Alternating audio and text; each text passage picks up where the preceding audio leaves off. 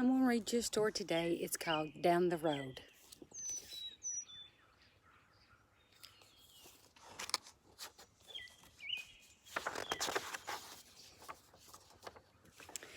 Hetty lived in a gray house with a big stone chimney and a screen door that squeaked in a friendly way from comings and goings. In the back of the house was a tin-roof shed where Papa mended other people's trucks and tractors and cars that weren't running anymore. In the front of the house was a dusty road that ran through a field and up a hill and out of sight. Sometimes Hetty walked with her mother down the dusty road. Sometimes she walked with Papa, but Hetty had never, ever been allowed down the dusty road all by herself.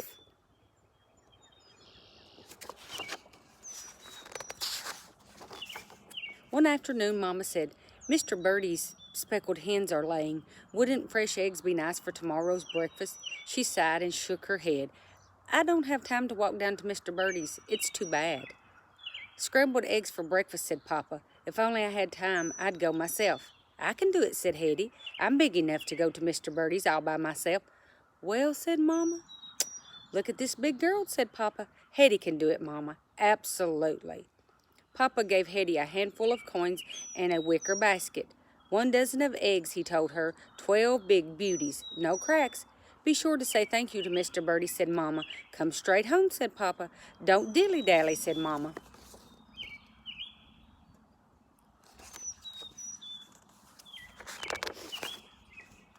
Squeak bang went the screen door, and Hetty was on her way. She marched straight down the dusty road, swinging the basket and jingling the coins in her pocket. This is what it's like to be grown up, she thought. You have money in your pocket, and you can go down the road all by yourself. She listened to her shoes that went thump, thump, thump, thump, and then she made up some walking words to say as she went along.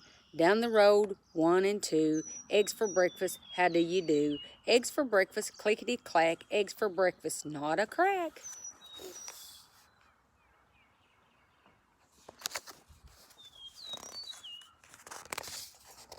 Bump went the basket against Hetty's knees, bump, bump, bump. When this basket is full of eggs, thought Hetty, I'll walk my smooth so that they won't roll around and break. She practiced walking as if she was skimming across a frozen pond on ice skates. Pretty soon her walk was so smooth that she balanced the wicker basket on her head and climbed all the way to the top of the hill before it fell off. With the basket over her arm, Hetty raced down the other side, her pigtails flying.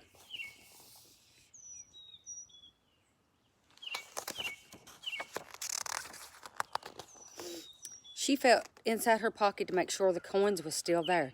Then she continued down the road through the meadow, across the stream, past a house or two, down a street, around a corner, and up some steps.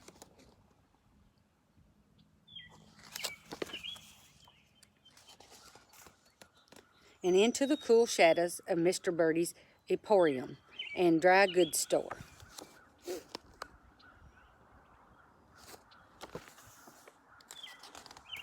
"Well, now," said Mr. Birdie, "here's Hetty all by herself."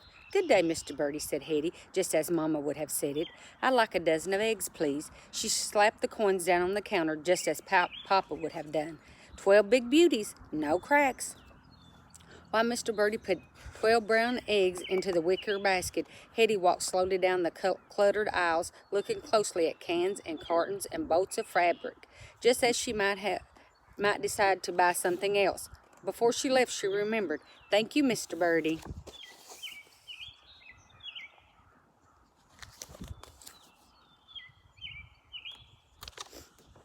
Around the corner went Hetty, down the street, past a house or two, doing her smooth walk and holding the basket carefully so it wouldn't bump against her knees. When she came to the stream, she stopped with one foot on a fallen log.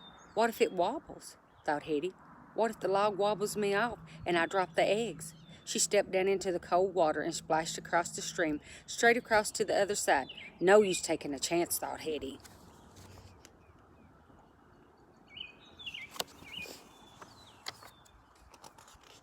Squish, squish went Hetty's wet shoes on the dusty road. Squish, squish, squish. And Hetty said her walking words. Down the road, 1 and 2, eggs for breakfast, how do you do? Hetty was so busy doing her smooth walk and saying her walking words and admiring the eggs in the basket that she didn't see a rock sticking up in the middle of the road. She walked along, getting closer to the rock with every step. Eggs for breakfast, clickety-clack, eggs for breakfast, not a ouch. Now, what do you think's going to happen? Let's see what happens to the eggs. Hetty's toe hit the rock. She stumbled forward. She had to hop and jump to keep from falling. Inside the basket, the eggs rattled together, a little clinkety sound. "Oh no," said Hetty. She knelt down on the road and took the eggs out of the basket. Scarcely breathing, she examined each one. "Not a crack," she said with a sigh. She wiped off each egg with her shirt and put them back inside.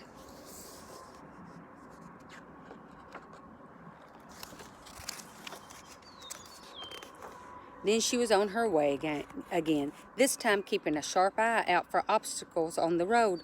It seemed like a very long road. The sun was hot, and by the time she reached the meadow, Hetty was tired. But there in the middle of the meadow was a big, wild apple tree, full of bright red apples, sweet, juicy, crackly, crisp apples. What do you think she's going to do?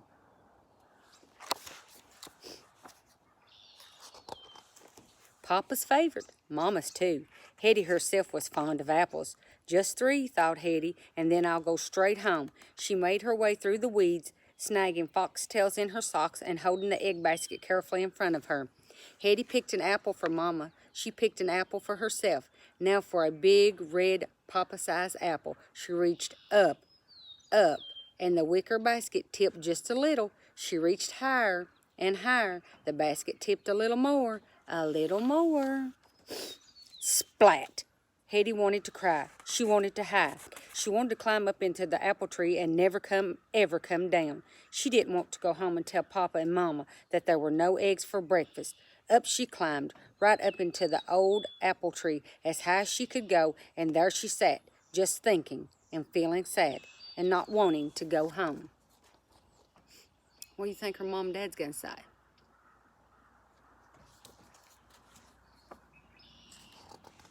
After a long time, Hetty saw something moving way down the dusty road. It was Papa. Hetty made herself as small as she could.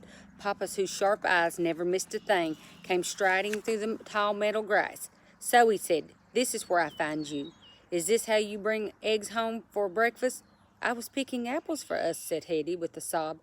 "I broke the eggs, Papa, every single one." Papa nudged the basket with the toe of his boot. "I see," he said. "And you climbed up into the tree to think it over?" Suddenly his face wrinkled into a smile. "There's no finer place than an apple tree to think things over, and Papa climbed up in beside of her." I wonder what he's thinking. By the time Mama came through the meadow grass, there was a pile of apple cores underneath the tree. Hetty and Papa had chins sticky with apple juice. Mama nudged the basket with one toe of her shoes. "Just look at this. I'm waiting for 12 beautiful eggs, and what do I find? Shells." "I'm sorry, Mama," said Hetty. "I dropped the eggs. I was trying to pick some apples." "Fine, sweet apples," said Papa. Mama stared up into the tree. "Well, well," she said, "just look at the 2 big birds in the apple tree." Papa whistled like a magpie. Tweet, tweet, tweet went Hetty. Pretty soon they were 3 big birds in the apple tree. Mama put her arm around Hetty. "I almost forgot how lovely the world looks from a tree," Mama said. "Everyone should spend some time in an apple tree." Papa agreed. Absolutely. So see, they weren't mad.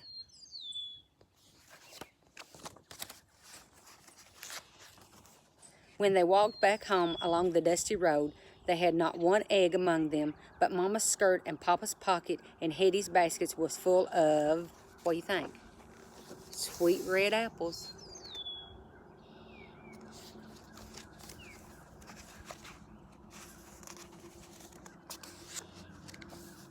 And the next morning, there was apple pies for breakfast.